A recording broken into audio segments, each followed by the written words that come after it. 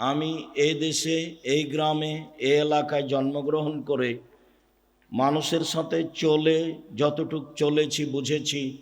সাধারণত চলা বুঝার আমার কাছে সময় কম। ছাত্র জীবনে নাচলে পড়াশোনা করেছি, নাচল শেষ হলে মালদাতে পড়াশোনা করেছি, তারপর উত্তরপ্রদেশে পড়াশোনা করেছি। আমার মা বলতো পশ্চিমে গেলে লাঠি পাগড়ি পাওয়া যায়, বড় মাওলানা হওয়া যায়।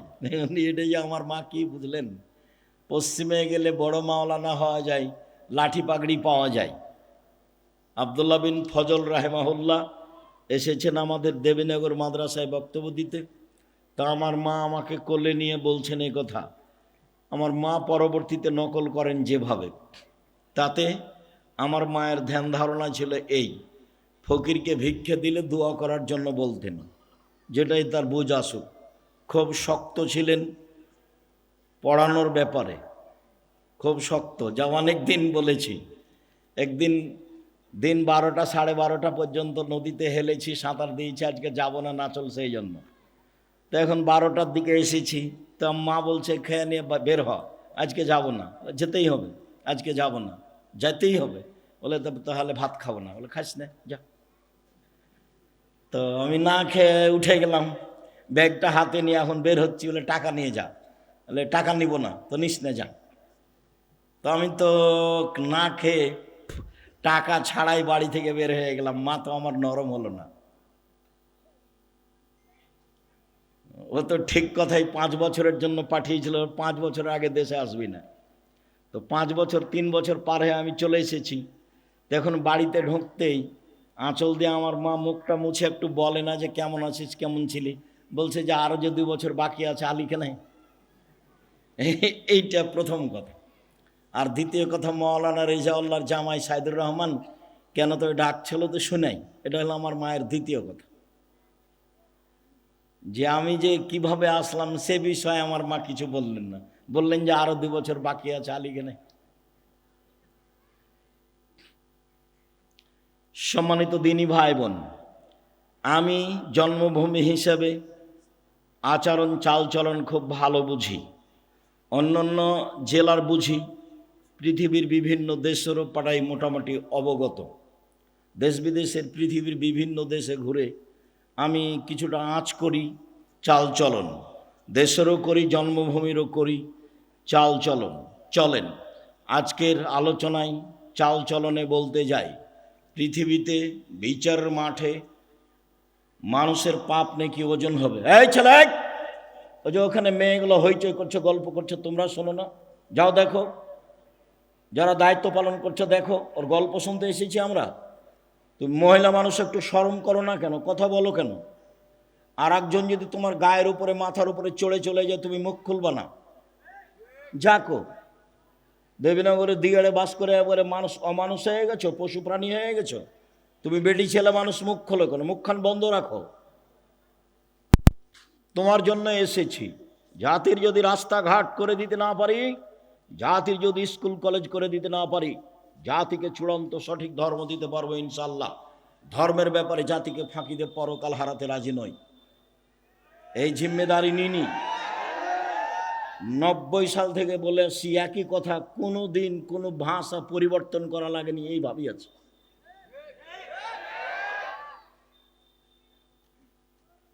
সম্মানিত দিনী ভাই বোন, আপনাকে আমি আমার চেয়ে অনেক বেশি সেবা করেন দেশের জনগণের। আপনি বড় বিদ্বান, বিদ্যা বুদ্ধি অনেক, এটা আমি মেনে নিই। ঠিক আছে, আপনি বড় বিদ্বান, মেনে নিই আমি। তবে আমি আপনাকে বলতে চাই, শরীয়তের ব্যাপারে আমি ভালো বুঝি কেন, আপনার সমান নয়, তবে আমি ভালো বুঝি কেন। আমি 97 সাল থেকে ফতোয়া লিখি, আর 16 সাল থেকে ফতোয়া বোর্ড পরিচালনা করি। আমার সাথে 12 জন বড় বড় দেশ বিদেশের বিদ্বান থাকেন। 12 জন খুব বড় বড় উচ্চ পর্যায়ের তারা শিক্ষক, যাদের বেতন 1 লক্ষ। জামিয়া সালাফে এখন 2026 সালে এসে প্রতি মাসে বেতন লাগে 45 লক্ষ। এতদিন যাবৎ বেতন লাগছিল জামিয়া সালাফে 40 লক্ষ। এই মাসে এসে আরও 5 লাখ বেশি হয়েছে, 45 লক্ষ প্রতি মাসে বেতন লাগে। বড় বড় শিক্ষক দেশ বিদেশের, দেশের সবচেয়ে বড় প্রতিষ্ঠান জামিয়া সালাফিয়া, সবচেয়ে বড়, 5,000 ছেলে মেয়ে পড়াশোনা করে। 2026 সালে তার চেয়ে বেশি হতে পারে। 300 জনের বেশি শিক্ষক শিক্ষিকা আছেন। জামিয়া সালাফিয়া রূপগঞ্জ, নারায়ণগঞ্জ, ঢাকা, ওই প্রতিষ্ঠানের জমির পরিমাণ হচ্ছে 100 বিঘা। 100 বিঘা। পূর্বাচল বাণিজ্য মেলার পাশে 100 বিঘা জমির উপরে প্রতিষ্ঠান। 100 বিঘা, যেখানে একটা মসজিদ তৈরি হচ্ছে 6 বিঘা জমির উপরে, যার একতলাতে 10,000 মানুষ সালাত আদায় করতে পারবে। যেটা আমাদের বাড়ির পাশে রাজশাহীতে, এটা 50 বিঘা জমির উপরে ছেলেদেরটা, আর মেয়েদের যেটা তৈরি হচ্ছে সেটা 70 বিঘা জমির উপরে, 33 শতকের বিঘায়। যেটা দিনাজপুরে সেটা প্রায় 20 বিঘা জমির উপরে। যেটা বরিশালে সেই জমির উপরে প্রতিষ্ঠান হয়নি, ভাড়া চলে। চট্টগ্রামে শহরের বাহিরে আছে প্রায় 12-15 বিঘা। চট্টগ্রাম শহরে আছে 2টা। বাংলাদেশের প্রায় জেলায় জামিয়া সালাফিয়া আছে। পঞ্চগড়ে আছে, দিনাজপুরে আছে, ময়মনসিংহে আছে, ঝিনাইদহে আছে, কুষ্টিয়াতে আছে, ফেনীতে আছে, রাজশাহীতে আছে, ঢাকাতে আছে, বরিশালে আছে, চট্টগ্রামে আছে। এইসব প্রায় জেলাতে জামিয়া সালাফিয়া আছে। দেশের বিদেশের বড় বড় বিদ্বানদের সাথে যা চলি বুঝি, তাতে আমরা শরীয়তের ব্যাপারে একটা ভালো পর্যায়ে আছি বলে আমাদের ধারণা। তবে আপনার বিদ্যা বেশি, আপনাকে আমি মূল্যায়ন করতে চাই। তবে এ কথার অর্থ এই নয় যে জীবনে মানুষের সাথে শরীয়তের ব্যাপারে দুর্বলতা পোষণ করেছি। বলা কথা বলা প্রয়োজন মনে করি না। আসলে আপনাকে, আমার জন্মভূমির মানুষ তো, আপনার উপরে আমার কেন ভালোবাসা বেশি হোক সেটা আমি চাই। সেই সুবাদে আমি এসব বলে থাকি। আপনি যেন আমাকে বেশি ভালোবাসেন, আপনাকে যেন আমি বেশি ভালোবাসতে পারি, এটা আমি চাই। কসিমউদ্দিন মাস্টার সাহেব আল্লাহ মাগফিরাল্লাহু আরহাম মারা গেছেন। আমি বলেছি দেবীনগরের এই জমি বিক্রি করেন, পাশে জমি কিনা হলো 12 বিঘা, এটা বিক্রি করে 15 বিঘা। জামিয়া দেবীনগরের এই প্রতিষ্ঠান আমি দেখব। কোথায় দুর্বলতা আছে আমার জানা নাই। দেবীনগর ঈদগাহ মাঠ আমি 10 বার অন্তত বিক্রি করতে বলেছি। এই জমি টাকা দিয়ে অন্য জায়গাতে বড় জায়গা করা হোক, যেটা বাকি টাকা লাগবে সেটা দেখা যাবে। জনগণ যা পারবে পারবে, আমিও সাথে আছি, চেষ্টা করব ইনশাআল্লাহ।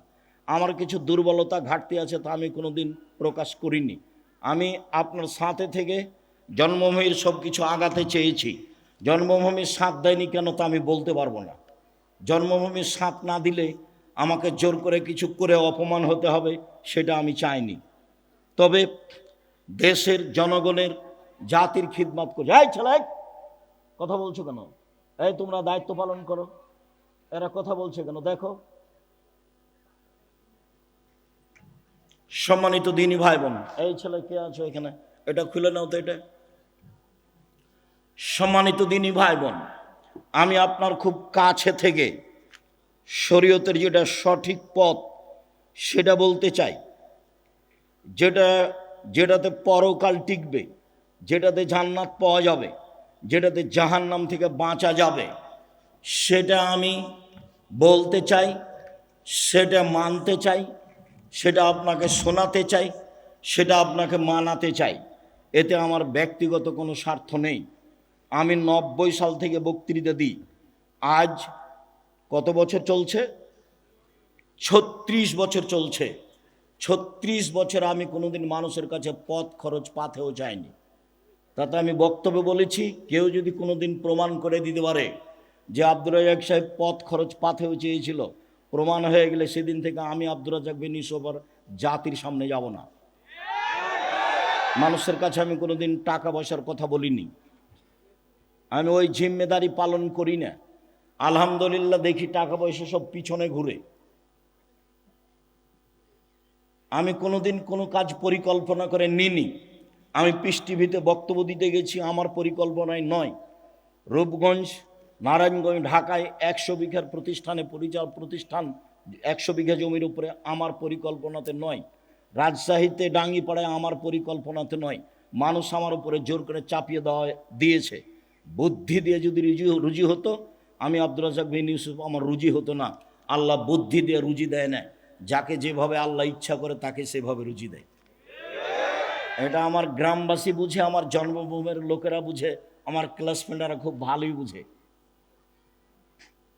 আব্দুল হাফিজ বলছে, আব্দুল হাফিজ ক্লাসমেট, আব্দুর রাজ্জাক, ওই যে তোদের গ্রামের রাস্তাটা নিয়ে ঝামেলা হচ্ছে, কি করা যায়? তো তুই এক কাজ কর, রাস্তা কর। যখন রাস্তা আমাদের বাড়ির সামনে আসবে তখন এভাবে ঢুকে যাবে, দিয়ে তখন এভাবে যাবি। যে তোর কেউ যদি মানা করে, কেউ মানা করবে না। আমার ভাগ্নি যদি মানা করে তো বুঝে না, তুই এটা কর না। আর যদি কারো কথা মানতে হয়, বলতে হয়, কে করবে, তাহলে এন্তাজ মেম্বার যেটা বলবে সেটা করিস। ও তো পাতাই পড়ি না, আমরা ও পাতাই পড়ি না। কোথায় গেল জমির আইল, আর কোথায় গেল জমি? আমার মা পছন্দ করতো না জমি জায়গায় হিসাব করা, আমরা পছন্দ করি না। আমি তো রাস্তাঘাটে ঘুরি চলি এইভাবে দেউলিয়া, আর আমার ছোট ভাই বরিশাল মডেল কলেজের শিক্ষক। এমনি চলছে এভাবে স্বাভাবিকভাবে। জীবন বিসর্জন করা আছে জামিয়া সালাফের জন্য। জাতির কাছে কোনোদিন নত হওয়া লাগেনি, খুব ভালো অবস্থায় দিন কাটছে।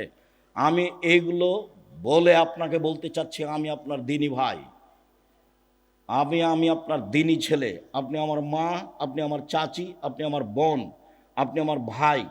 আমার জন্ম এইখানে। আমি যেটা ভালো বুঝছি আপনাকে সেটা বুঝাতে চাই আন্তরিকভাবে।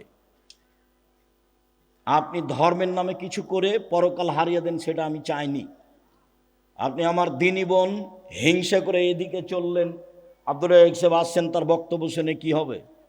এই হিসাব আমি আপনার কাছে এটা চাইনি। আমি বলছি আপনি ভুল পথে আছেন, ভুল পথে আছেন, ভুল পথে আছেন। ওইটা পথ রাসূলের নয়, যেটা আপনি করছেন বুঝাচ্ছেন, ওটা রাসূলের পথ নয়। আমি 97 সাল থেকে ফতুয়াই লিখি, আর 88 আগস্টের 20 তারিখ রোজ বুধবার থেকে আমি শিক্ষক। সেদিন থেকে ক্লাসের উপরের মাদ্রাসার সবচেয়ে উপরের যেগুলো কেতাব সেগুলো আলহামদুলিল্লাহ আমি পড়াই। আমার কাছে বিদ্যা তেমন নেই, ভাঙাচুরা। যেভাবে আছি এভাবে সব জায়গায় যেতে যাই, দেশ বিষয়ে এভাবেই যাই। মানুষ এই লন্ডনের সফরে আমাকে বলছে যে ছোট্ট একটা গোপনের কথা বলেন তো, কি লুঙ্গিতে কোনো রহস্য আছে কি? না, কোনো লুঙ্গিতে কোনো রহস্য নেই।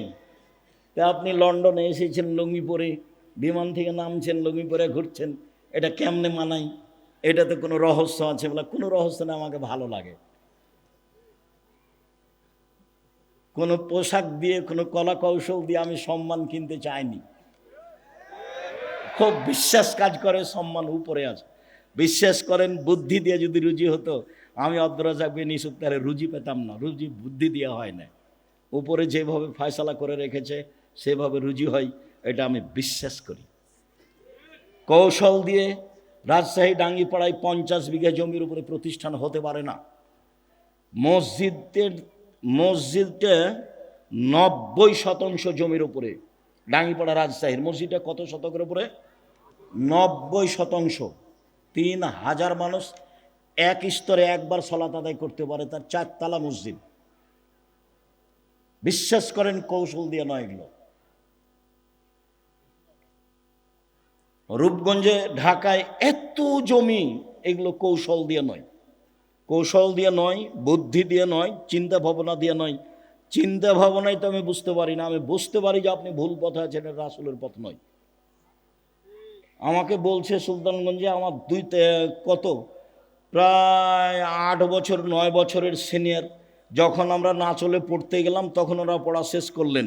তো বলছে তুমি এইভাবে করো না, তুমি যেভাবে দাওয়াত দিচ্ছ তো তা আল্লাহ তোমার অন্তরে কহর মেরে দিয়েছে। আমাকে বলছে আমার অন্তরে নাকি কহর মেরে দিয়েছে, মানে উনি যেগুলো করতে চাচ্ছেন সেগুলো আমি পছন্দ করছি না, সেই জন্য আমার অন্তরে কি করেছে আল্লাহ কহর মেরে দিয়েছে। তা আমি এখন যদি বলি তো উনি কষ্ট পাবেন। আপনি আমার সামনে পড়েন তো দেখি আরবি।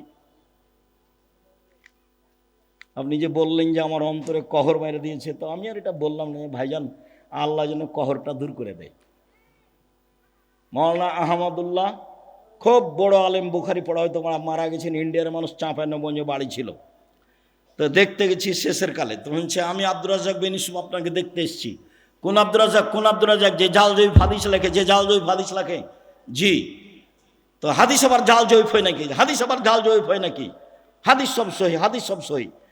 তারপর তো আচ্ছা ঠিক আছে হলো, তো আপনি একটু আমাদের জন্য দোয়া করবেন। কি দোয়া করবো? দোয়া তো তোমরা তুলে দিয়েছো। কি দোয়া করবো? দোয়া তো তোমরা তুলে দিয়েছো। তখন আমি বলছি তাহলে হেদায়েতের দোয়া করেন। হ্যাঁ হ্যাঁ, হেদায়েতের দোয়া করা যাবে, আল্লাহ তোমাদের হেদায়েত করুক, আল্লাহ তোমাদের হেদায়েত। এখন কহর মেরে দিয়েছে, মুখের কথা উনি বললেন, কি করার আছে? সম্মানিত দিনী ভাই বোন, বলছিলাম বিচারের মাঠে মানুষের পাপ নেকি ওজন হবে। যারা হিন্দু তাদের পাপ নেকি ওজন হবে না, কেননা তাদের নেকি নেই। যারা ইহুদি তাদের পাপ নেকি ওজন হবে না, কেননা তাদের নেকি নেই। যারা খ্রিস্টান তাদের পাপ নেকি ওজন হবে না, কেননা তাদের নেকি নেই। যারা কাদিয়ানি তাদের পাপ নেকি ওজন হবে না, কেননা তাদের নেকি নেই। যারা শিয়া তাদের পাপ নেকি ওজন হবে না, কেন? তাদের নেকি নাই। যারা আকিদায় মাইর খেয়ে গেছে বিশ্বাসে, তাদের পাপ নেকি ওজন হবে না, কেননা তাদের নেকি নাই। পাপ নেকি থাকলে তো দাঁড়ি পাল্লা লাগবে। আল্লাহ তাআলা বলছেন ফালা নকিমু লাহুম ইয়াউমাল কিয়ামাতি ওয়াজনা, আমি ওদের পাপ নেকি ওজন করব না। আমি আল্লাহ ওদের পাপ নেকি ওজন করব না। ওদের কপাল এবং মাথার সম্মুখ ভাগ আর পা ধরে জাহান্নামে নিক্ষেপ করা হবে, তাদের পাপ নেকি ওজন হবে না। সম্মানিত দিনী ভাই বোন, বিচারের মাঠে সবচেয়ে ভারী নেকি সদাচরণের নেকি। বিচারের মাঠে নেকির পাল্লায় সবচেয়ে ভারী নেকি ভালো চাল চলনের নেকি। আগে হাদিস দিয়ে কথাটা প্রমাণ করি। আবু দারদা রাদিয়াল্লাহু তাআলা আনহু বলেন, রাসূল সাল্লাল্লাহু আলাইহি সাল্লাম বলেছেন, ইন্না আসকালা শাইইন ইদাউ ফি মিজানিল মুমিনি ইয়াউমাল কিয়ামা খুলুকুন হাসান। মোমেন পুরুষ নারীর নেকির পাল্লায় সবচেয়ে যেটা ভারী নেকি রাখা হবে, মোমেন পুরুষ নারীর নেকির পাল্লায় সবচেয়ে যেটা ভারী নেকি রাখা হবে, সেটা ভালো চাল চলনের নেকি, ভালো স্বভাবের নেকি, সদাচরণের নেকি। শুনুন, ইবাদতের জগতে সবচেয়ে ব্যতিক্রম ইবাদত হলো সলাত, নামাজ। সলাত এমন একটি ইবাদত যার উপরে নির্ভর করে অন্যান্য ইবাদত। সলাত এমন একটি ইবাদত যার উপরে নির্ভর করে অন্যান্য ইবাদত। পৃথিবীতে ব্যতিক্রম ইবাদত হচ্ছে সলাত। অজু করে সলাত আদায় করতে হয়, পানি নেই, তায়াম্মুম করে করতে হবে। মাটি নেই, অজু ছাড়া তায়াম্মুম ছাড়া সলাত আদায় করতে হবে। সম্মানিত দিনী ভাই বোন, কেবলার দিকে মুখ করে সলাত আদায় করতে হয়, কেবলা বোঝা যায় না, কেবলা ছাড়াই সলাত আদায় করতে হবে। দাঁড়িয়ে সলাত আদায় করতে হয়, দাঁড়িয়ে থাকা যায় না, বসে থেকে করতে হবে। বসে থাকা যায় না, শুয়ে থেকে কেবলার দিকে পা করে সলাত আদায় করতে হবে। পরিষ্কার কাপড় পরে সলাত আদায় করতে হয়, পরিষ্কার নেই, যেই কাপড়ে পেশাব পায়খানা লেগে আছে সেই কাপড়েই সলাত আদায় করতে হবে। পরিষ্কার অপরিষ্কার কোনো কাপড়ই নেই, উলঙ্গ অবস্থায় আছেন, এই অবস্থাতেও সলাত আদায় করতে হবে। পৃথিবীর ব্যতিক্রম ইবাদত। গাড়িতে উঠে আছেন, ঠেলে ঠেল মানে না, শিকল ধরে দাঁড়িয়ে আছেন, সলাতের টাইম হয়ে গেছে, এই অবস্থায় সলাত আদায় করতে হবে। পৃথিবীর ব্যতিক্রম ইবাদত সলাত। শুনুন, যত ইবাদতের ফরজ, প্রত্যেকটা ইবাদতের আপোষ আছে, কিন্তু সলাতের আপোষ নেই। আপোষ কি জিনিস আব্দুর রাজ্জাক সাহেব বুঝিয়ে বলবেন? জি, এবছর হজ করতে চাচ্ছি, পারলাম না, সামনে বছর করব। ঠিক আছে, করেন। এই যে আপোষ। জাকাত, জাকাত 2 মাস আগে দিতে চাচ্ছি, দেন। 1 মাস পরে দিতে চাচ্ছি, দেন। এই যে আপোষ। রমজান মাসের রোজা, আজকে শরীরটা ভালো লাগছে না, ছেড়ে দেন, পরে করবেন। এই যে আপোষ, এইরকম আপোষ সলাতের সাথে নেই। যেইভাবে আছেন, যেখানে আছেন, পাক পবিত্র, কোনোটাই বুঝে না। পৃথিবীর ব্যতিক্রম বিরল ইবাদত হলো সলাত, যা কোনোদিন মানুষের সাথে আপোষ করেনি। উলঙ্গ অবস্থাতে ইবাদত করতে হবে, তার নাম সলাত। বলছিলাম পৃথিবীর ব্যতিক্রম সলাত, ইবাদত সলাত। এই সলাতের নেকি যত ভারী, ভালো চাল চলনের নেকি তার চেয়ে 1,00,000 গুণ বেশি ভারী। এই কথা আমি বলিনি, যারা মাদ্রাসা লাইনে পড়ে তারা বুঝে ইন্না আসকালা শাইইন ইসিম তাফজিল, মানে সবচেয়ে বেশি ভারী। দুনিয়াতে আর একটা নেকি আছে, তাতে বেশি পাল্লাতে নেকি বেশি হয়, তা হচ্ছে সুবহানাল্লাহি ওয়া বিহামদিহি সুবহানাল্লাহিল আযীম, যার সংখ্যা নেই, যে যা পারে এতে দাঁড়ি পাল্লায় নেকি ভারী হবে, এই কথা আল্লাহ রাসূল বলেছেন। তবে সবচেয়ে ভারী নেকি বলেননি। ইবাদতের জগতে সবচেয়ে দামি ইবাদত সিয়াম, ব্যতিক্রম ইবাদত সিয়াম। বৃহস্পতিবার সোমবার মানুষের সিয়াম থাকা উচিত। এই দুই দিনে মানুষের পাপ নাকি আল্লাহর কাছে পেশ করা হয়। ইবাদতের জগতে সবচেয়ে দামি ইবাদত হলো সিয়াম। রোজা সিয়ামের নেকি যত ভারী, সদাচরণের নেকি তার চেয়ে হাজারো গুণ বেশি ভারী। শুনুন, হজ করলে কবুল হলে লোকটা হয়ে যায় সেই দিনের মতো যেদিন তার মা তাকে জন্ম দিয়েছে। হজ করলে কবুল হলে লোকটা হয়ে যায় সেই দিনের মতো যেদিন তার মা তাকে জন্ম দিয়েছে, নিষ্পাপ হয়ে যায়। এই হজের নেকি যত ভারী, সদাচরণের নেকি তার চেয়ে লক্ষ গুণ বেশি ভারী। কি দিয়ে বুঝায় আপনাকে সদাচরণ কাকে বলে? সদাচরণ ভালো কথা ভালো কর্ম, ভালো কথা ভালো কর্মের নাম হলো সদাচরণ। একটু বাস্তব দেখাই। আমি এই অটোতে এখানে উঠে বসে আছি, আপনি গাড়িতে উঠতেই লোকটা টান দিয়েছে, তখন আপনি আমার মুখের উপরে এসে পড়ে গেছেন। ও বুঝতে পারেনি আপনি আমার মুখের উপরে এসে পড়ে গেছেন, তখন আমি বলছি বসেন বসেন, কোনো সমস্যা নেই, বসেন বসেন। আর আরেকটা লোক অটোতে বসে আছে, আপনি গিয়ে অটোতে উঠেছেন, উঠতে বসতে না বসতে লোকটা টান দিয়েছে, তেমনি আপনি তার মুখের উপরে পড়ে গেছেন। তখন বসে থাকা লোকটা বলছে চোখ নাই কপালে, কপালে চোখ নাই, হিসাব করে বসতে পারেন না, হিসাব করে উঠতে পারেন না। আগেরটাও আচরণ পরেরটা আচরণ, বলেন তো কোনটা ভালো আচরণ? তাহলে বুঝি সবাই ভালো আচরণ কাকে বলে। মানুষের বদনাম করে ক্ষমতা দেখে গীবত করে ভালো আচরণ টিকে না। জোর করে জমি দখল করে, সারা জীবনটা আমি আইল মাপতে দেখেছি। ধান বপন করা হয়েছে মেপে, কাটার সময়তে মাপা, কত গন্ডগোল। আবার যখন আইল দিচ্ছে, ফাঁড়ি দিচ্ছে ধানের, তখন ওই ফাঁড়ি দেওয়ার সময়তে যে একবারে মাঝামাঝিতে যে থোপটা পড়েছে ওটা নিজের দিকে করে নিয়েছে। আচ্ছা, মাঝামাঝিতে যে থোপটা পড়েছিল নিজের দিকে করে নিয়েছেন, সেটা তো আপনার নয়, সেটা কি হবে? তখন কি আপনার ভিতরে সদাচরণ আছে? জি না, সদাচরণ নেই। সদাচরণ কাকে বলে? সদাচরণ কি জিনিস সম্মানিত দিনী ভাই বোন? যারা যেখানে আছেন কাজকর্ম বন্ধ করে, দোকানপাট বন্ধ করে, ক্রয় বিক্রয় বন্ধ করে গুরুত্বপূর্ণ আলোচনা শোনার জন্য আন্তরিকভাবে অনুরোধ জানাচ্ছি। যারা বাড়িতে বসে আছেন তারা অন্যায় অপরাধ করেছেন। আর যাদের ভিতরটা একটু দুর্বলতা, কেমন কেমন লাগে, হিংসা হিংসা ভাব, ওই হিংসা করে কোনো লাভ নাই, সরিষা সমপরিমাণ লাভ নাই। আমার জীবনে দুটা ত্যাগ, এই ছেলে শুনে রাখো, আমার জীবন দুটা ত্যাগ, জীবন বাজি রেখে চেষ্টা চালাচ্ছি। আমি মানুষের জীবনে কোনোদিন বদনাম করব না, যা হবে হবে। ও যদি আমাকে ধুয়ে ছেড়ে দেয়, আমি তার ব্যাপারে কোনো কথা বলবো না, এটা আমার ত্যাগ। দ্বিতীয় ত্যাগ হচ্ছে আমি প্রতিশোধ নিব না, আমি প্রতিশোধ নিতে চাই না।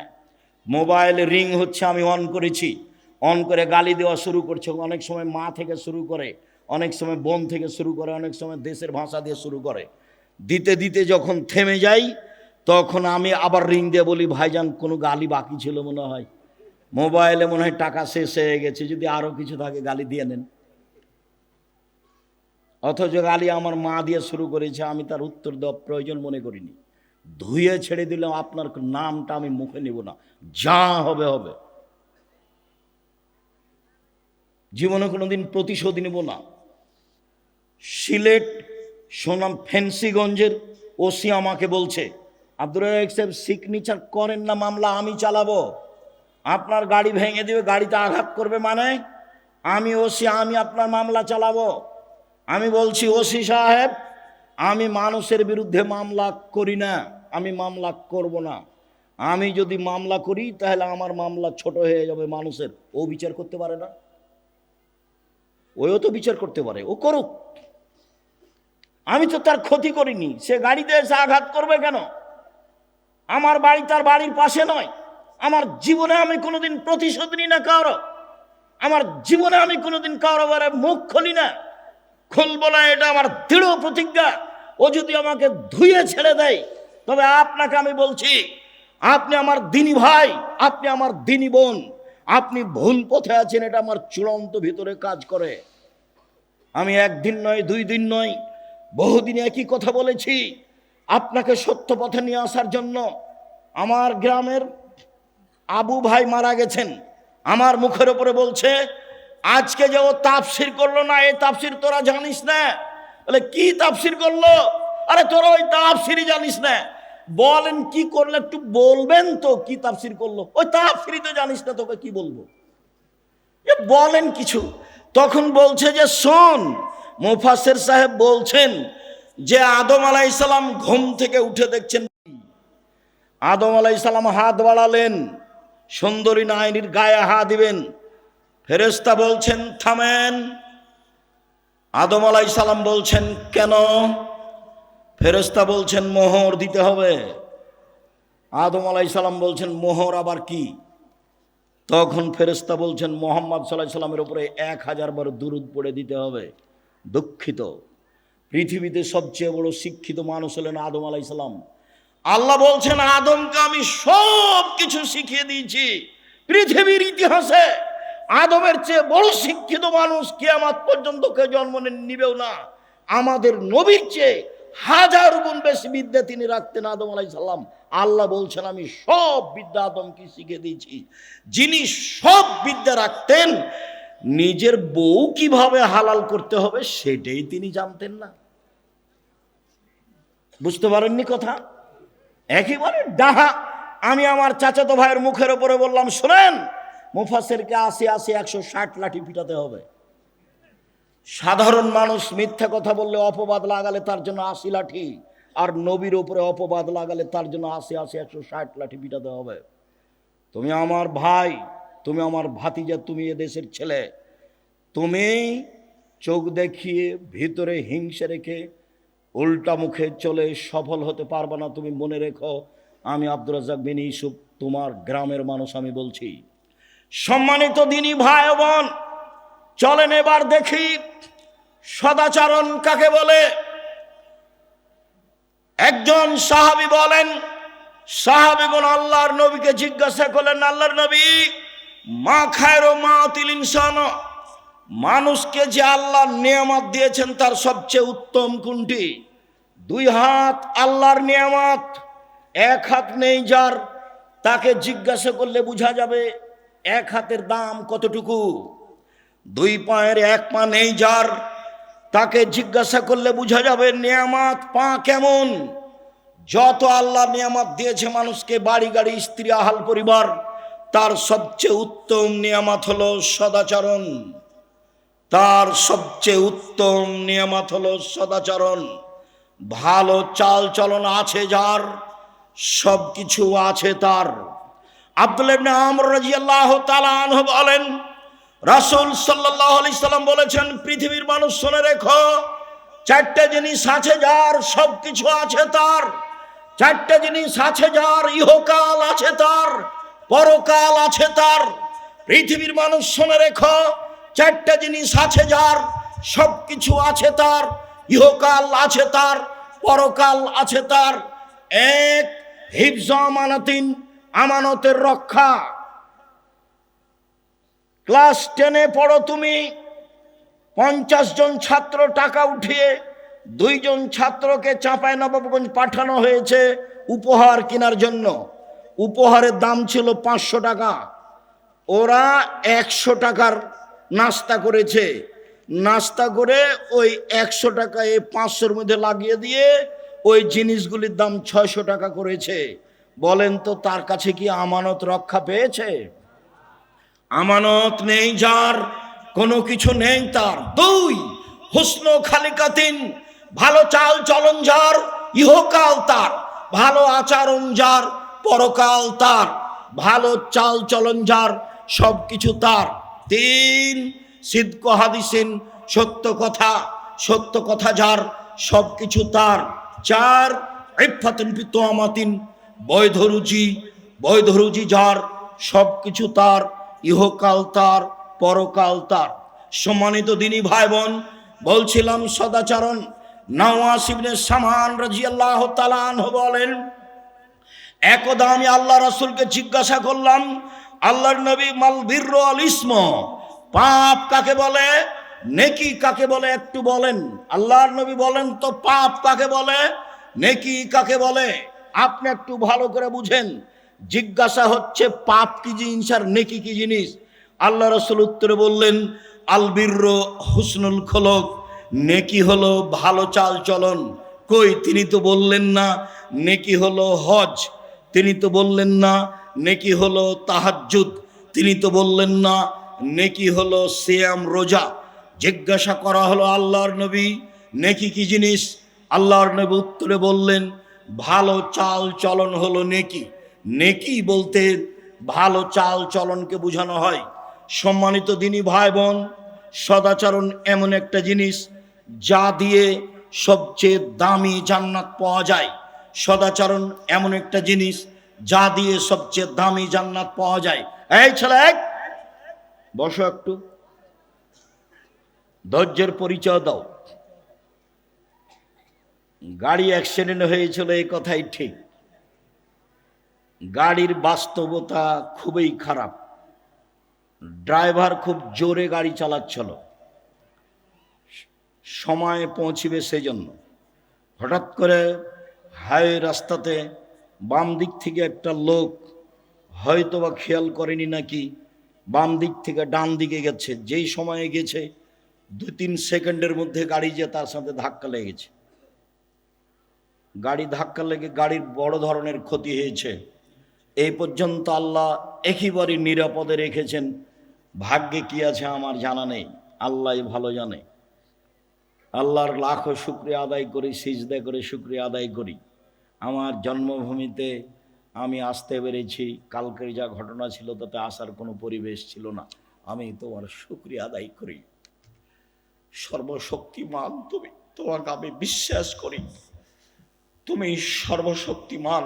ইন্নাকা আলা কুল্লি শাইইন কাদির, তুমি সব কিছু করতে পারো, এটা আমি বিশ্বাস করি।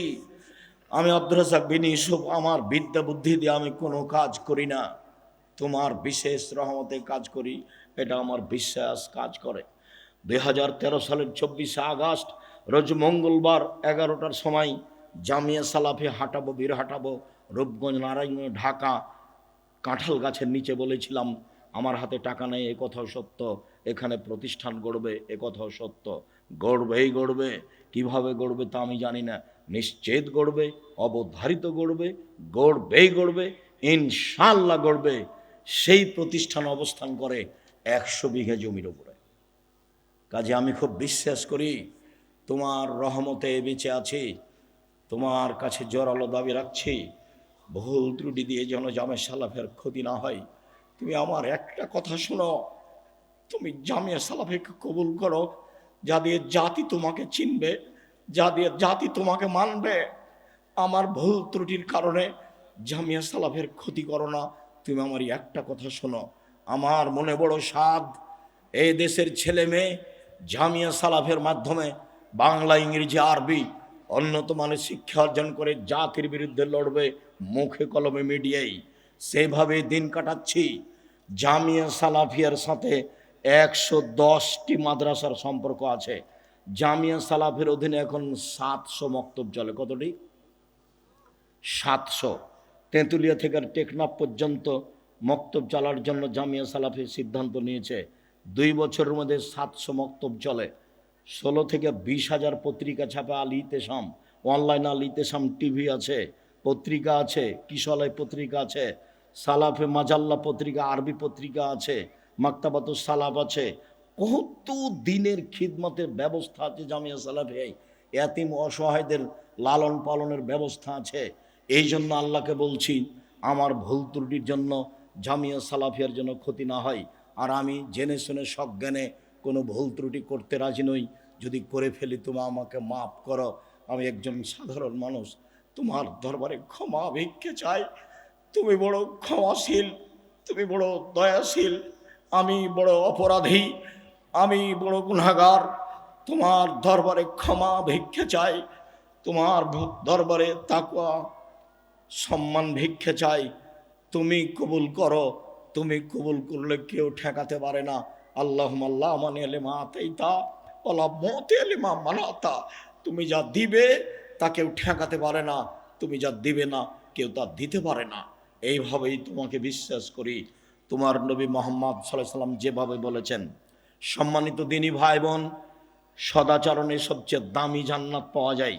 আবু মুসা আশআরী রাদিয়াল্লাহু তাআলা আনহু বলেন, একদা আল্লাহর নবী বললেন, ইন্না ফিল জান্নাতি লা গোরাব, জান্নাতে কতগুলি ঘর রয়েছে, এত উন্নত মানের ঘর যার বাহির থেকে ভিতর দেখা যায়, ভিতর থেকে বাহির দেখা যায়, খালি টপ টপ টপ টপ করছে, ঝকঝক ঝকঝক করছে, খুব উন্নত মানের পদার্থ দিয়ে তৈরি। সাহাবীগণ বলছেন, আল্লাহর নবী, লেমান হাজেহি, এত দামি ঘর কে পাবে? আল্লাহ রাসূল বললেন, লেমান আলানাল কালামা, যার চাল চলন ভালো, যার স্বভাব ভালো, সেই এই জান্নাত পাবে। হাদিস বুখারী মুসলিম। কি দিয়ে আপনাকে আমি বুঝাই সম্মানিত দিনী ভাই বোন, সদাচারণ যার, সবচেয়ে দামি জান্নাত তার। আরও আপনাকে বলি, ভালো চাল চলন দিয়ে জান্নাতুল ফেরদাউস পাওয়া যায়। দুনিয়াতে এমন কোনো আমল নেই যে আমল দিয়ে সরাসরি জান্নাতুল ফেরদাউস পাওয়া যাবে। 8টি জান্নাতের 8টি দরজার সবচেয়ে দামি জান্নাত, সবচেয়ে দামি দরজা হচ্ছে জান্নাতুল ফেরদাউসের। রাসূল সাল্লাল্লাহু আলাইহি সাল্লাম একদা বলছেন, পৃথিবীর মানুষ শুনে রেখো, আনা যাইবুন বিবাইতিন লেমান তারাকাল মেরাহা ওয়াইন কানা মহিক্কান। কেউ যদি তর্ক ছেড়ে দেয় সত্য হলেও, এই টিস্যুটা দিয়ে তো, কেউ যদি তর্ক ছেড়ে দেয় সত্য হলেও, হ্যাঁ আব্দুর রাজ্জাক সাহেব এটা বলেছেন, আরে না এটা বলেছেন, আরে না এটা বলেছেন, তখন যদি আপনি বলতে পারেন, আসসালামু আলাইকুম, আমি গেলাম, আমি আপনার সাথে তর্ক করতে রাজি নই। মুহাম্মদ সাল্লাল্লাহু আলাইহি সাল্লাম বলেন, যে ব্যক্তি সত্য হলেও তর্ক ছেড়ে দিবে, আমি মুহাম্মদ সাল্লাল্লাহু আলাইহি সাল্লাম তাকে একটা জান্নাতে ঘর নিয়ে দিব। তিনি বলেন, পৃথিবীর মানুষ শুনে রেখো, অবে বাইতিন রাবাজিল জান্নাহ লেমান তারাকাল কিযবা ওয়াইন কানা মাজেহা। মজাক করে হলেও যদি কেউ মিথ্যে না বলে, মজাক করে হলেও যদি কেউ মিথ্যে না বলে, আমি মুহাম্মদ সাল্লাল্লাহু আলাইহি সাল্লাম তাকে জান্নাতে একটা ঘর নিয়ে দিব। তিনি বললেন, পৃথিবীর মানুষ শুনে রেখো, ওয়া আলাল জান্নাহ লিমান হাসানা খুলুকাহু, যে তার চাল চলনকে ভালো করলো, যার স্বভাব ভালো, যার সদাচরণ রয়েছে, আমি মুহাম্মদ সাল্লাল্লাহু আলাইহি সাল্লাম তাকে জান্নাতুল ফেরদাউস নিয়ে দিব। সম্মানিত দিনী ভাই বোন, জান্নাতুল ফেরদাউস পাওয়া যাবে এমন কোনো আমল দুনিয়াতে নেই। তা সালাত হোক, তা হজ হোক, তা যাকাত হোক, তা তাহাজ্জুদ হোক, তা তাসবিহ তাহলিল জিকির আজকার হোক, এমন কোনো ইবাদত নেই যার বিনিময়ে সরাসরি জান্নাতুল ফেরদাউস পাওয়া যেতে পারে। একটাই ইবাদত, তা হচ্ছে সদাচরণ। সদাচরণ দিয়ে আপনি জান্নাতুল ফেরদাউস পাবেন। আবু হুরায়রা রাদিয়াল্লাহু তাআলা আনহু বলেন, রাসূল সাল্লাল্লাহু আলাইহি সাল্লাম বলেছেন, পৃথিবীর মানুষ শুনে রেখো, জান্নাতুল ফেরদাউস সদাচরণ দিয়ে বড় বড় 2টি নেকি একসাথে হয়। পৃথিবীর মানুষ শুনে রেখো, সদাচরণ দিয়ে বড় বড় 2টি নেকি একসাথে হয়। এক, নিয়মিত তাহাজ্জুদ পড়লে যত নেকি হয়, সদাচরণ দিয়ে তত নেকি হয়। 2, নিয়মিত নফল সিয়াম রোজা থেকে যত নেকি হয়, সদাচরণ দিয়ে তত নেকি হয়। প্রত্যেক দিন নিয়মিত রাতে তাহাজ্জুদ পড়েন, এই তাহাজ্জুদ দিয়ে যত নেকি, ভালো চাল চলনে তত নেকি। 2, বৃহস্পতিবার সোমবার সিয়াম থাকেন, প্রতি মাসে 3 দিন রোজা থাকেন, মুহররমের 2 দিন রোজা থাকেন, আরাফার 1 দিন রোজা থাকেন, শাওয়ালের 7 দিন 6 দিন রোজা থাকেন, যুলহিজ্জার 9 দিন রোজা থাকেন, প্রতি মাসে 3 দিন রোজা থাকেন। এত রোজা থেকে যত নেকি হয়, সদাচরণে তত নেকি হয়। একসাথে 2টি আমলের নেকি সদাচরণে হয়। 2, রাসূল সাল্লাল্লাহু আলাইহি সাল্লাম বলেন, সদাচরণ দিয়ে একসাথে 3টি আমলের নেকি হয়। 1, আল্লাহর পথে জিহাদ করে যত নেকি হয়। 2, তাহাজ্জুদ পড়ে যত নেকি হয়। 3, নিয়মিত সিয়াম থেকে যত নেকি হয়। তিনটে আমলে যত নেকি হয় সদাচরণে তত নেকি হয়। কি দিয়ে বুঝায় আপনাকে আমি সদাচরণ কাকে বলে? রাসূল সাল্লাল্লাহু আলাইহি সাল্লাম বলেন, আল্লাহ তাআলা সদাচরণকে বলেন সামনে রেখে, এই সদাচরণ, আল্লাহ বলছেন এই সদাচরণ শোনো, আমি আল্লাহ বলছি, মান ওয়াসালাকে ওয়াসালতুহু, তোমাকে যে নিবে আমি আল্লাহ তাকে নিব, তোমাকে যে ছেড়ে দিবে আমি আল্লাহ তাকে ছেড়ে দিব। যার সদাচরণ নেই তার আল্লাহ নেই, যার ভালো চালচলন নেই তার আল্লাহ নেই। আয়েশা রাদিয়াল্লাহু তাআলা আনহা বলেন, রাসূল সাল্লাল্লাহু আলাইহি সাল্লাম বলেছেন, সদাচরণ আল্লাহর আরশ ধরে এইভাবে ঝুলন্ত আছে। সদাচরণ আল্লাহর আরশ ধরে এইভাবে ঝুলন্ত অবস্থায় বলে। সদাচরণ নিজে বলছেন, সদাচরণ কথা বলতে পারে।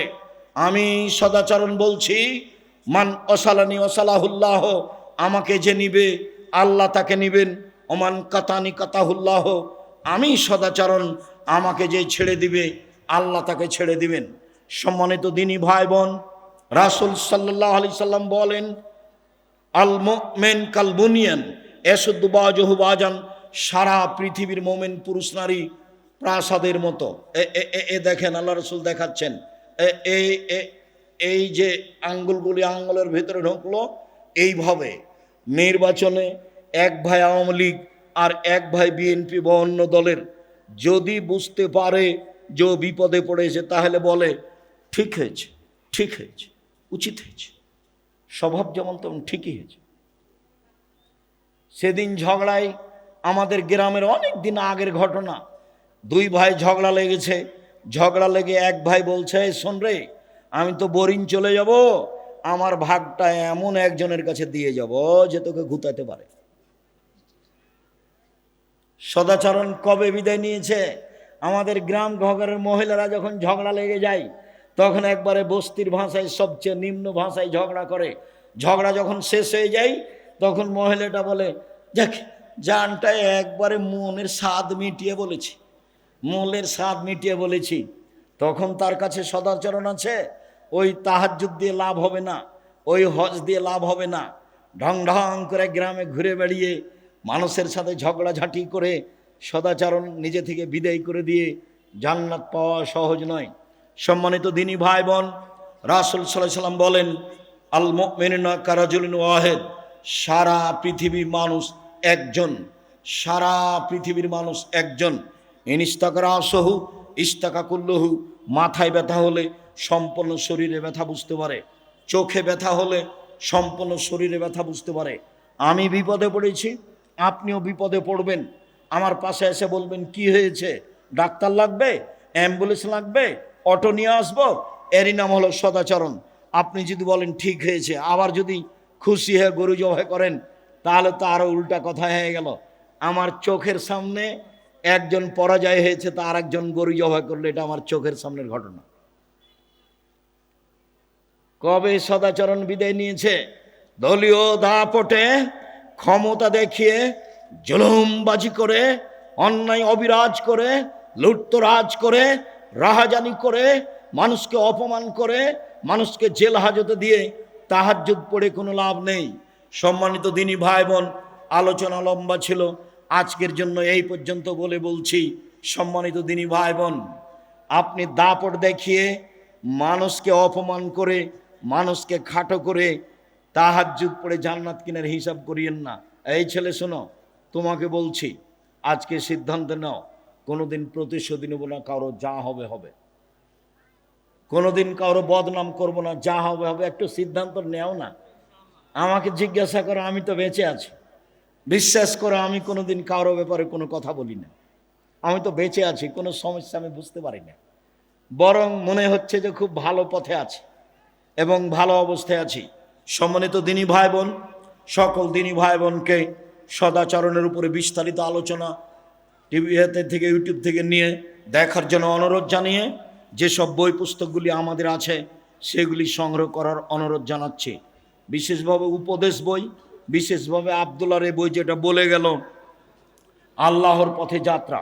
সকল দিনী ভাই বোনকে আমি আমাদের আলোচনাগুলি মেনে যেটা সত্য সেটাকে মূল্যায়ন করার অনুরোধ জানিয়ে আন্তরিকভাবে অনুরোধ জানিয়ে সকলের জন্য দোয়া কামনা করি। কয়েকটা জিজ্ঞাসা, হ্যাঁ পড়ো।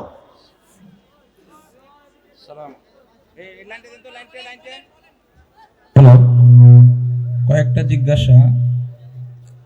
দেবীনগর নিয়ে আপনাদের চিন্তা ভাবনা কেমন এবং আপনারা কি প্রতি বছর দেবীনগরে আসবেন? দেবীনগর জন্মভূমি, দেবীনগরকে ভালোবাসি। কে উল্টা চলে এ বিবেচনা আমি আব্দুর রাজ্জাক বিন ইউসুফ করতে রাজি নই। কে বিরুদ্ধে আছে, কে হিংসা করে, এই পাতা আমি ছিঁড়ে দিয়েছি, এটা পাতা আমি পড়ি না।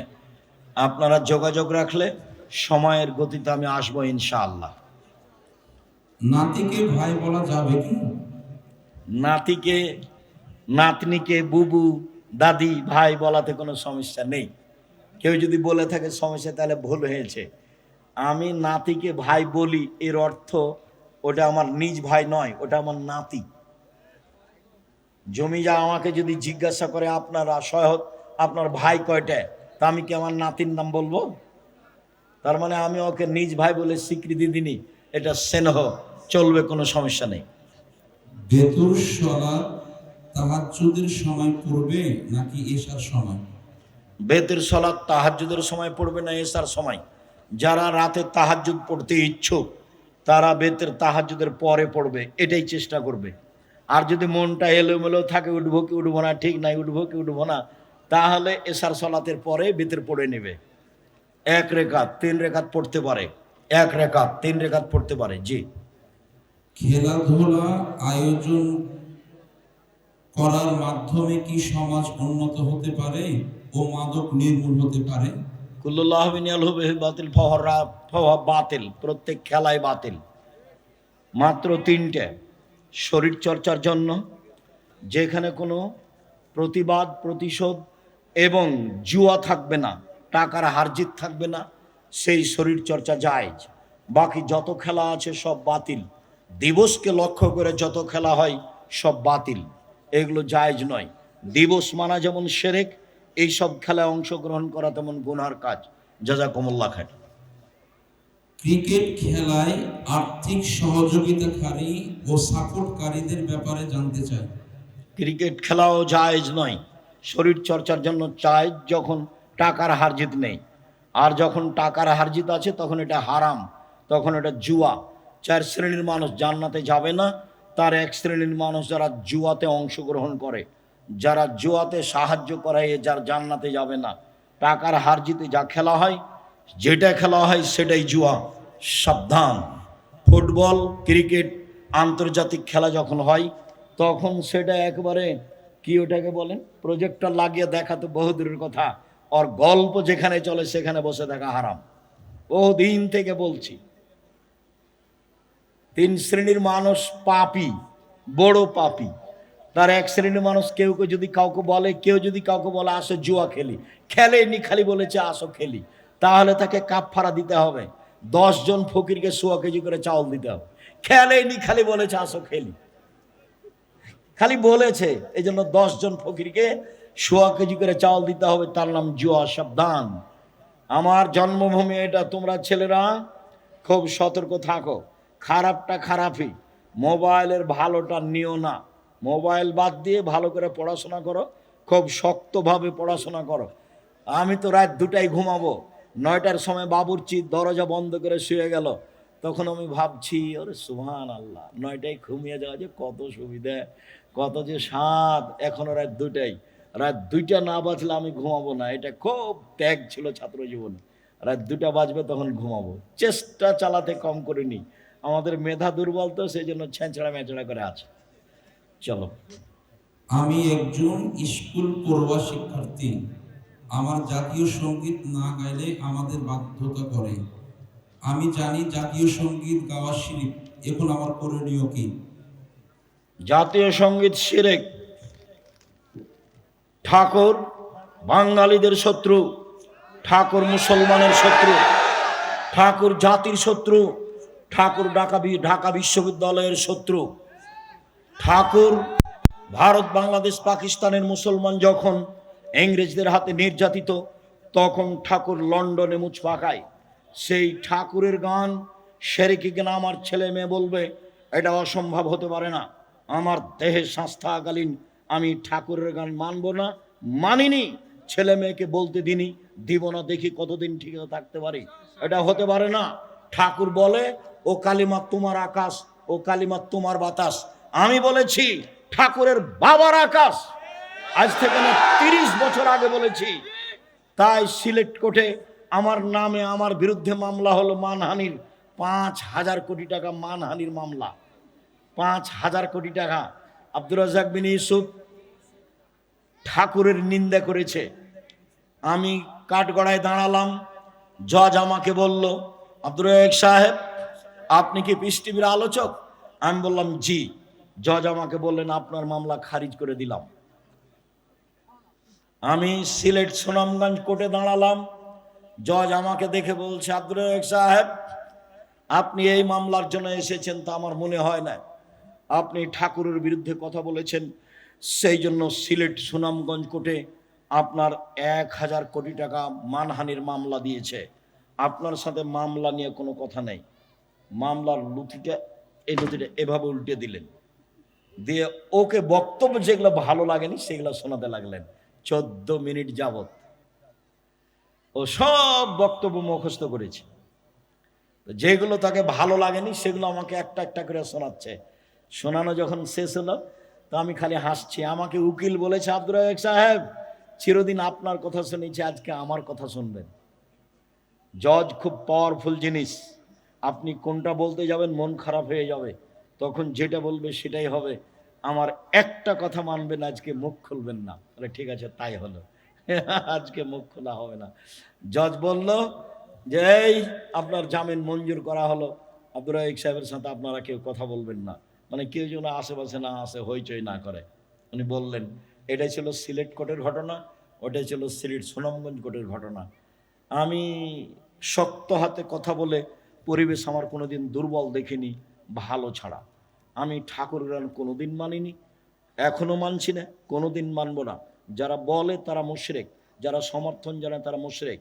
আপনি কি বিদ্যা অর্জন করছেন, আপনার ছেলে মেয়ে কি অর্জন করছে তা আমার বুঝতে বাকি নেই। এগুলো ভুল সিদ্ধান্ত। আপনারা স্বামী স্ত্রী খুব প্রশংসা করলেন, আমার ছেলের মেধা ভালো, গোল্ডেন পেয়েছে, আমার ছেলে এই পেয়েছে।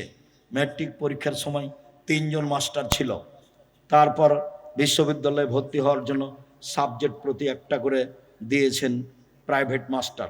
বিশ্ববিদ্যালয়ে ভর্তি হয়েছে, বুয়েটে রুয়েটে ভর্তি হয়েছে, বিদেশ থেকে বড় ডাক্তার হয়ে এসেছে। এরপরে ও ওই কোম্পানির ওষুধ লিখেছে যেই কোম্পানি তাকে টাকা দিয়েছে। এখন আপনার টাকা লস না লাভ? আমি বাংলাদেশের বিদেশের যে কোনো জায়গাতে যে বলছি, চাঁপাইনবাবগঞ্জের ভাষাতে আপনাদের স্বামী স্ত্রী এবং ছেলের অবস্থা আমও গেল, ছালাও গেল, কাঁদতে কাঁদতে চোখও গেল। বলেছে এটা চাঁপাইনবাবগঞ্জের ভাষা আপনাদের শোনালাম। আর যদি চাঁপাইনবাবগঞ্জের ভাষা বুঝতে না পারেন তাহলে আপনার ছেলে 3টে পরীক্ষা দিলেই হতো, 5টা পরীক্ষা দিল কেন? ও তো জানে 5টা পরীক্ষা লাগবে না, ও দিল কেন? ও ডাক্তার মানে প্রতারক সবাই নয়, ও ইঞ্জিনিয়ার মানে ও চোর, ওরা টাকা চুরি করে। বলেন আপনারা দুজন কি করলেন? পয়সাপাতি খরচ করে দেবীনগরের মেধাবী ছেলে, খুব ভালো চাকরি করে, অনেক টাকা বেতন পায়। মা চাচিরা বলল আজকে আমাদের ছেলে আসবে, খুব খুশি। গ্রামের মা চাচি আসলো আমাদের গ্রামে, গাড়ি থেকে নামলো, দেখলাম প্যান্টটা টাকনুর নিচে আছে, দাড়ি চাঁচা আছে, গলায় টাই আছে, হাতে সিগারেট আছে। এই সময় ছেলেটা গাড়ি থেকে নামলো। একটু পরে দেখলাম বৌমা গাড়ি থেকে নামলো, গায়ে হালকা হালকা কাপড় আছে। একটু পরে নাতনি পুতিন গাড়ি থেকে নামলো, দেখলাম গায়ে তেমন কাপড় নেই। দেখি গাড়ির পিছন দিকে কুকুর আছে। বলেন এখন আপনাদের স্বামী স্ত্রী, আপনার ছেলের 3 জনের অবস্থা হলো। ওই সেই কালে একটা পদ্য পড়েননি, এই মাঝি বাবু বলছে চাঁদ কেন বাড়ে কমে রে? আমি কি এগুলো জানি? দেখি তোর জীবন চারায় নাই মিছে। এই মাঝি এই হয় কেন রে? আমি কি ওগুলো জানি? দেখি তোর জীবন আটা নাই মিছে। এই মাঝি এগুলো কি বলতে পারিস? আমি কি ওইসব জানি? দেখি তোর জীবন 12 আনায় মিছে। একটু পরে বাতাস উঠেছে, নৌকা হিলে উঠেছে। মাঝি বলছে বাবু সাঁতার জানো বাবু? তখন মাঝি বলছে, বাবু বলছে, না রে মাঝি না, আমি তো সাঁতার জানি না। এখন মাঝি বলছে, এখন দেখি তোর জীবন 16 আনায় মিছে। আপনাদের স্বামী স্ত্রী এবং বেটা 3 জনের জীবন 16 আনায় মিছে। বলে গেলাম, ভেবে দেখবেন। আমি আপনার বাড়ির মানুষ, দূরে করে চিন্তা করবেন না, কাছে করে চিন্তা করেন, ভালো হবে। আমি আপনার সাথে বসতে চাই, উঠতে চাই, কথা বলতে চাই। সরিষা সমপরাণ আপনাকে এড়িয়ে আমি চলতে চাই না, বলে আসছে লম্বা সময় ধরে একই কথা বলে আসছে। সুদের টাকায় ধর্মীয় প্রতিষ্ঠান চালানো যাবে কি? সুদের টাকায় ধর্মীয় প্রতিষ্ঠান চালা যাবে কি? ধর্মীয় প্রতিষ্ঠান চালানো যাবে কি যাবে না এই বিষয় পরে। সুদের টাকা দান করলে নেকি হবে না, এইটা আগে। সুদের টাকা দিয়ে দিয়েছে, এতে মাদ্রাসা গড়লে তাতে পড়াশোনা করা